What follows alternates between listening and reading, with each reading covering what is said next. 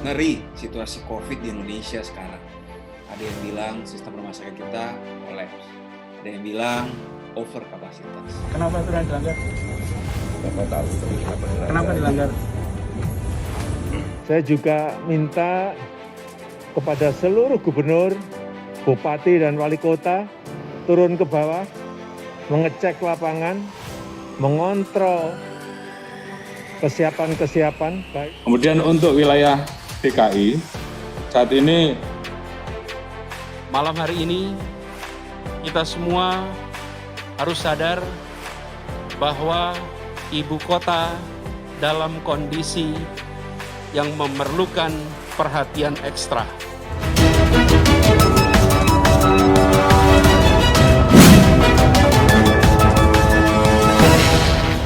oleh karena itu kami menghimbau kepada pemerintah daerah, kepada rekan-rekan untuk bisa ikut segera merealisasikan 31 wilayah yang akan digunakan untuk kegiatan isolasi mandiri terpadu. Beginilah jadinya kalau ahli tata kata dituntut untuk menata kota. Blunder sana-sini kan jadinya. Namun meski kesalahan sudah nampak di depan mata, rupanya itu tidak berlaku bagi para pemujanya. Gubernur santun ini tetap tebal muka dan menyampaikan wacana-wacana indahnya tanpa adanya kerjaan. Beberapa minggu terakhir, Anies memang banyak bikin salah. Gak tanggung-tanggung, kesalahannya besar dan nampak sekali di mata publik. Bisa saja dimulai dari ketika Anies bertemu Ridwan Kamil dan panen padi di Sumedang, Jawa Barat pada tanggal 11 Juni 2021 lalu. Saat itu, angka COVID di Jakarta sedang beranjak naik, yang katanya sudah diprediksi oleh epidemiolog dari UI Sumber. Tapi kok Anies sempat-sempatnya keluyuran ke Sumedang selama beberapa hari? Padahal banyak hal yang harus dipersiapkan di DKI Jakarta. Yang paling urgent adalah ketersediaan tempat tidur di rumah sakit buat pasien COVID. Entah lucu atau bodoh, balik dari Sumedang, Anies pun berpidato di depan peserta apel bersama dalam rangka penegakan pendisiplinan PPKM berskala mikro pada hari Minggu malam 13 Juni. Memaparkan peningkatan angka COVID lalu menyebut jika kondisi tidak terkendali, DKI Jakarta akan masuk fase genting. Malam hari ini kita semua harus sadar bahwa ibu kota dalam kondisi yang memerlukan perhatian ekstra. Bila kondisi yang sekarang tidak terkendali, kita akan masuk fase genting.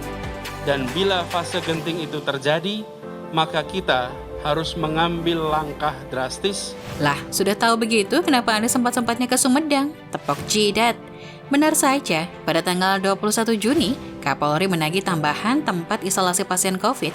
Kemudian untuk wilayah DKI, saat ini kita tahu angkanya mencapai 4.000 lebih, 4.800 untuk kasus harian, sehingga kita pun melaksanakan penguatan PPKM Mikro. Tentunya ini akan berdampak terhadap penambahan jumlah pasien yang ada di Wisma Atlet. Oleh karena itu, kami menghimbau kepada pemerintah daerah, kepada rekan-rekan untuk bisa ikut segera merealisasikan 31 wilayah yang akan digunakan untuk kegiatan isolasi mandiri terpadu, termasuk juga wilayah di Nagrag, Pasar Rumput. Tambahan tempat ini sudah tertuang dalam Kepgub yang ditandatangani Anies pada tanggal 31 Mei 2021. Termasuk diantaranya adalah Rusun Nagrag Cilincing. Rusun Nagrag jadi terkenal karena dalam 2 kesempatan, Pemprov DKI Jakarta minta bantuan peralatan seperti ember, sapu, lap, dan lain-lain. Pertama, minta ke warga masyarakat. Kedua, minta ke para dubes asing. Sampai Kemenlu turun tangan. Blunder besar, memalukan nama negara dan bangsa. Kesalahan Anies berikutnya yang masih fresh yakni salah sidak. Belagak sidak sambil marah-marah ke perusahaan di sebuah gedung di Jalan Sudirman pada Selasa lalu 6 Juli. Ternyata itu perusahaan asuransi yang termasuk sektor esensial. Kenapa itu dilanggar? Bapak tahu Kenapa dilanggar? Tiap hari kita nguburin orang, Pak. Bapak ambil tanggung jawab. Jangan seperti begini. Apalagi ibu hamil masuk. Ibu hamil kalau kena COVID mau melahirkan paling susah. Pagi ini saya terima satu ibu hamil meninggal. Kenapa? Melahirkan COVID. Anies nampak makin bodoh. Seperti pejabat yang tidak tahu peraturan, pihak perusahaan dalam OJK pun menyentil Anies. Kelakuan Anies ini memalukan, juga tidak produktif. Mungkin Presiden Jokowi sudah sempat menegurnya di balik layar, namun memang bukan gaya Presiden Jokowi untuk menegur ataupun memarahi bawahannya di depan umum. Padahal kurang apa pemerintah pusat sama Anies? APBD kurang, dikasih pinjaman, yang angkanya triliunan lagi. Kurang pasokan oksigen, Menteri Luhut langsung kontak Krakatau Steel buat bantu. Anies sendiri terkesan lamban, tidak sigap, bahkan sepertinya tidak tahu mau ngapain. Kelihatan dari ngawurnya skala prioritas ketika dia berkegiatan. Contohnya ya, dalam mempersiapkan rusun Nagrek itu, begitu lama sampai berhari-hari. Sesudah ditagih Kapolri, baru deh Anies inspeksi ke rusun Nagrek pada tanggal 23 Juni lalu. Anies menyebut rusun Nagrek mampu menampung 2.500 orang dan memastikan sudah siap. Padahal pada tanggal 24 Juni, keluar postingan Pemprov DKI di akun medsos mereka, minta bantuan warga masyarakat melengkapi peralatan di Rusun Nagrek. Lalu pada tanggal 28 Juni, dibuatlah surat minta-minta peralatan ke para dubes asing yang jadi blunder besar itu. Kenapa sebelumnya Anies menyatakan sudah siap? Lucunya, pada hari yang bersamaan, yaitu 23 Juni, Camat Cilincing Muhammad Andri menjelaskan kepada media bahwa kapasitas Rusun Nagrek Tower 3 yang dibuka untuk fasilitas isolasi adalah 1.020 unit tempat tidur. Beda dengan pernyataan Anies. Saya sih percaya Camat Andri ketimbang Anies. Buktinya Pemprov waktu itu masih minta-minta sumbangan peralatan kan? Bagi orang yang terbiasa kerja macam Presiden Jokowi, Anies ini jadi kayak keledai tambun yang lamban. Mesti diarahkan dan dipecut dulu baru gerak benar. Salah satu cara Presiden Jokowi nuabok Anies adalah dengan bergerak sendiri di Jakarta. Anies sepertinya lupa bahwa Jakarta ini ibu kota negara. Presiden juga ngantor di sini. Gampang memantau kinerja Anies, gampang pula nabok Anies dan mengambil alih kerjaan Anies. Awalnya, Presiden Jokowi ditemani Menteri Kesehatan dan Menteri PUPR meninjau persiapan asrama Wisma Haji Pondok Gede di Jakarta Timur pada Senin malam lalu 5 Juli. Di sana disiapkan 900 tempat tidur isolasi, 50 ICU, dan 40 HCU. Presiden memerintahkan Kementerian PUPR untuk menyelesaikannya dalam waktu 2 hari, sehingga hari Kamis hari ini sudah bisa dipakai. Urusan asrama haji memang jatuhnya di Kementerian Agama ya, bukan bagian Anies. Namun itu kan buat menolong wilayah Anies. Kenapa Anies nggak diajak oleh Presiden Jokowi meninjaunya? Ini adalah salah satu sentilan dari Jokowi. Lokasi berikutnya yang dicek oleh Presiden Jokowi adalah Rusun Pasar Rumput. Nah ini betul-betul proyek Anies tercantum dalam Kepgub yang dia tanda tangani pada 31 Mei itu. Pada Rabu malam kemarin 7 Juli, Presiden meninjau kesiapan Rusun Pasar Rumput bersama Menteri PUPR dan Kepala BNPB. Lokasi ini akan diperuntukkan bagi pasien yang bergejala ringan atau tanpa gejala. Menurut Presiden Jokowi, Tower 1 sudah siap digunakan dengan kapasitas 2.060 tempat tidur, sedangkan Tower 2 dan 3 akan siap dalam 2-3 hari ini dengan kapasitas 5.950 tempat tidur. Jadi boleh dibilang, Presiden yang sedang mengerjakan tugas seorang gubernur yang dijuluki pemujanya sebagai gubernur rasa presiden, tapi terbukti tidak becus mengerjakan pekerjaan sebagai gubernur. Hehehe.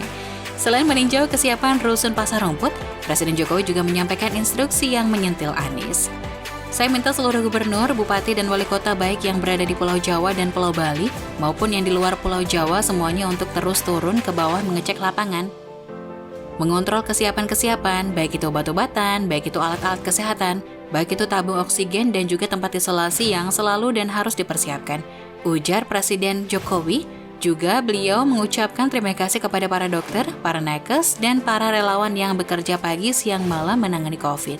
Saya juga minta kepada seluruh gubernur, bupati, dan wali kota, baik yang berada di Pulau Jawa dan Pulau Bali, maupun yang di luar Pulau Jawa, semuanya untuk terus turun ke bawah, mengecek lapangan, mengontrol kesiapan-kesiapan, baik itu obat-obatan, baik itu alat-alat kesehatan, baik itu tabung-tabung oksigen, dan juga tempat-tempat isolasi yang selalu dan harus dipersiapkan. Presiden menyebut gubernur usai mengambil alih kerjaan seorang gubernur yang tidak mendampinginya. Presiden memaparkan instruksinya buat dilakukan oleh gubernur tanpa kehadiran gubernur wilayah itu. Ketika Presiden selesai melakukan tugas si gubernur, Anies seakan tidak dianggap ada sebagai pemimpin Jakarta, bahwa Presiden Jokowi yang super sibuk mengurus seluruh Indonesia masih sempat mengerjakan tugasnya Anies. Itu menunjukkan bahwa kemampuan Presiden Jokowi jauh di atas dan beberapa kali lipat dari Anies. Anies hanya sok saja disebut gubernur rasa presiden. Nyatanya, mengerjakan tugas seorang gubernur saja sudah keteteran dan tidak becus, sampai Presiden turun tangan mengambil alih, memalukan dan telak menampar Anies. Video berikut ini menunjukkan kondisi Presiden Jokowi yang nampak sudah kecapean, tapi harus kerja terus sampai malam, gara-gara seorang gubernur yang kerjanya tidak jelas dan tidak becus. Hanya orang-orang zalim yang menyebut Presiden Jokowi harus menyerah dan mundur. Duh, hati saya jadi terenyuh. Sehat selalu Pak Jokowi, selalu dari kura-kura.